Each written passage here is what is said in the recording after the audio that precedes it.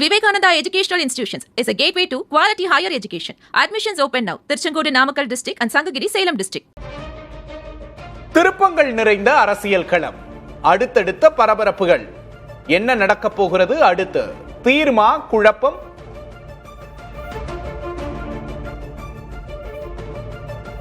திருமாவின் முடிவு என்ன? 4 மணிக்கு முடிவை அறிவிப்பதாக தெரிவித்திருக்கிறார்கள். திருப்பங்கள் நிறைந்த அரசியல் களம். தீர்மா குழப்பம்? என்ன முடிவெடுக்கப் போகிறார் திருமாவளவன்? தீர்மா அரசியல் குழப்பம். இன்னும் 2 எம்எல்ஏக்களின் ஆதரவு தேவைப்படும் நிலையில் அடுத்தடுத்த நிமிடங்கள் திக் நிமிடங்களாக சென்று கொண்டிருக்கின்றன. அடுத்த நகர்வு என்ன? என்ன செய்ய போகிறார் விஜய்? தீர்மா அரசியல் குழப்பம். தற்போது நம்முடைய விசிக பொதுச் செயலாளர் ரவிக்குமார் தொலைபேசி வாயிலாக இணைந்திருக்கிறார். அவரிடம் பேசலாம். வணக்கம் திரு ரவிக்குமார். பரபரப்பான அரசியல் சூழல்களுக்கிடையே விசிகாவின் முடிவு தற்போது எல்லாரோட கண்ணும் அது மேலதான் இருக்கு. விசிக என்ன முடிவெடுக்க போது, என்ன பேசிட்டு இருக்கீங்க?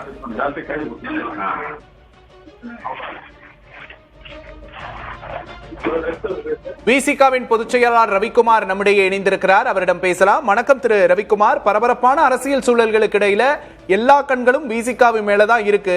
என்ன முடிவெடுக்க போறீங்க? என்ன பேச்சு போய்கிட்டு இருக்கு? இன்னும் சில நிமிடங்களில எங்கள் தலைவர் எங்கள் கட்சியினுடைய முடிவை அறிவிப்பார்கள்.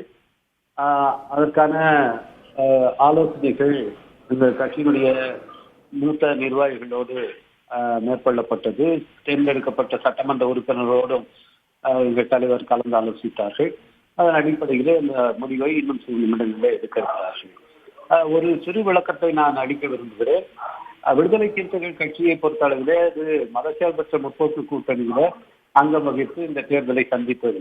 எங்களுக்கு வாக்களித்தவர்கள், எங்கள் சட்டமன்ற உறுப்பினர்களை தேர்ந்தெடுத்த மக்கள், அவர்கள் அளித்த தீர்ப்பு என்பது இந்த அணி வெற்றி பெற வேண்டும், இந்த அணியின் தலைவர் முதலமைச்சராக வர வேண்டும் என்பதற்கானதுதான்.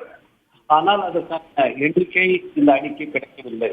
இந்த நிலையில எந்த ஒரு கட்சியும் ஆட்சி அமைக்கக்கூடிய பெரும்பான்மை பலத்தை பெறாத நிலையில் இன்றைக்கு குடியரசுத் தலைவர் ஆட்சி என்ற பெயரிலே பாஜகவினுடைய ஆட்சி இந்த மாநிலத்தில் திணிக்கப்பட்டு விடக் கூடாது என்ற நிலையில் அத்தகைய முயற்சி எடுத்து நிறுத்த வேண்டிய கடமை எங்களுக்கு இருக்கிறது என்பதை உணர்ந்து அதன் அடிப்படையில் எங்களுடைய நிலைப்பாட்டை நாங்கள் சீராய்வு செய்து இன்றைய அரசியல் சூழலில் மேற்கொள்ள வேண்டிய நிலை என்ன என்பதை ஆலோசித்தோம்.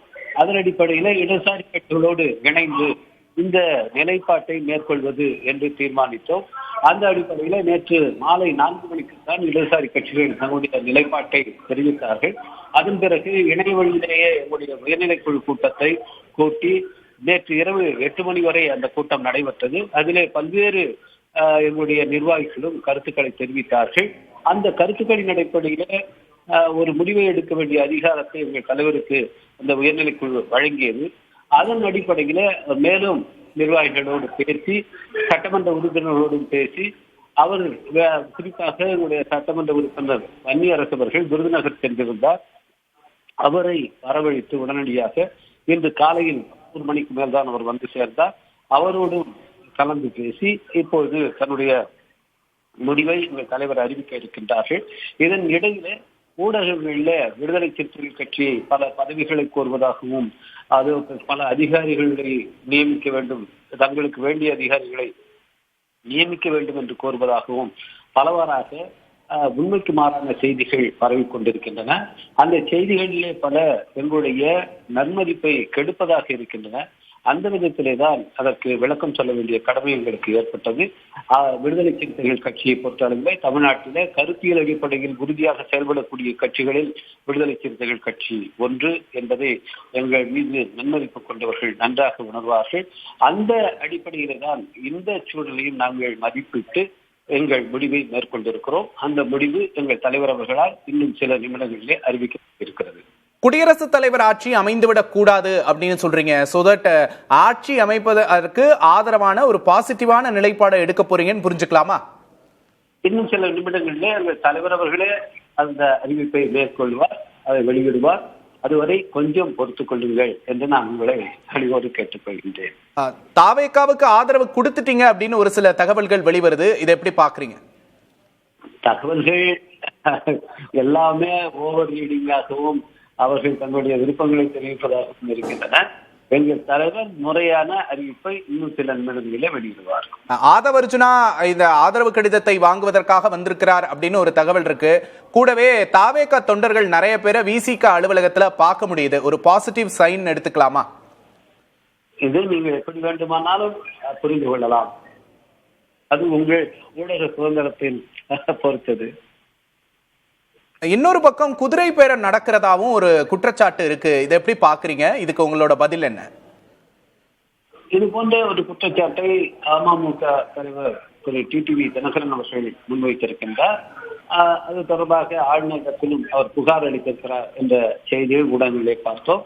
அதிலே உண்மை இருக்குமானால் ஆளுநர் அதற்கான நடவடிக்கைகளை மேற்கொள்வார் என்று நாங்கள் நினைக்கிறோம்.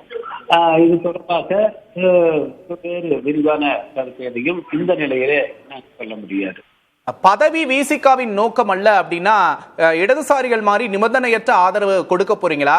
வேற என்ன விஷயங்களை விசிகா கன்சிடர் பண்றீங்க? எங்கள் தலைவர் இதற்கான விளக்கங்களை சொல்லுவார். நேற்று நடைபெற்ற உயர்நிலை கூட்டத்திலே பல்வேறு கருத்துக்களை எங்களுடைய நிர்வாகிகள் முன்வைத்திருக்கிறார்கள். அதன் அடிப்படையில எங்கள் தலைவர் அதற்கான முடிவுகளை அறிவிப்பார். ஆனால் பதவி என்பது ஒருபோதும் எங்களுடைய நோக்கமோ வேட்கையாகவோ இல்லை என்பதை நான் தெரிவித்துக் கொள்கின்றேன். விஜயோட செயல்பாடுகளை எப்படி பாக்குறீங்க? தொடர்ந்து விஜய் பேசவே மாட்டேங்கிறாரு, தாவேகான் தரப்புல இருந்து ஒரு குரலும் வரல அப்படிங்கிற ஒரு விமர்சனம் முன்வைக்கப்படுது.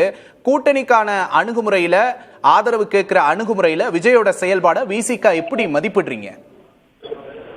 ஒவ்வொருக்கும் ஒவ்வொரு விதமான அணுகுமுறை இருக்கும். நாம் இதுவரை பார்த்து வந்த உண்மையான அரசியல் என்பது வேறு.